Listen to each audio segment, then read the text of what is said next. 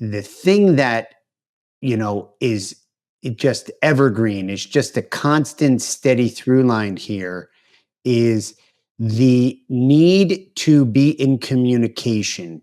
You talked about, you can have your plans and no two crises are alike and things can get thrown out the window. Okay, that's an accurate statement. But you talked about structure, phones, communication lines, when those break down, those are important too. But then it's the how you communicate and what you communicate. Is there a certain order and a priority and just kind of an intuitive or a taught methodology that you use as an approach in managing crises? Yeah, we do. And especially in the Marine Corps or the military, they teach us brevity is key. Okay. Tell us what you know, tell us what you need, and we'll tell you how we're going to deliver it to you.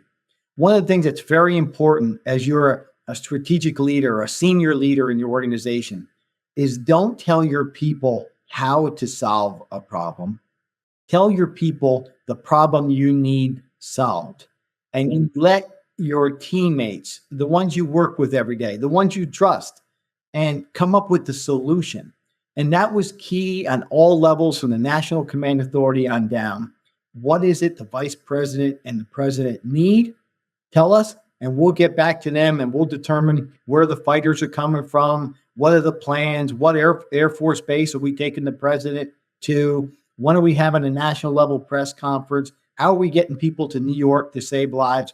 All those decisions will come into place because the people that work for you, Seth, know what your commander's intent is. They know you have to save lives, get people out of harm's way, and then start the recovery process for either your organization or, in this case, our nation.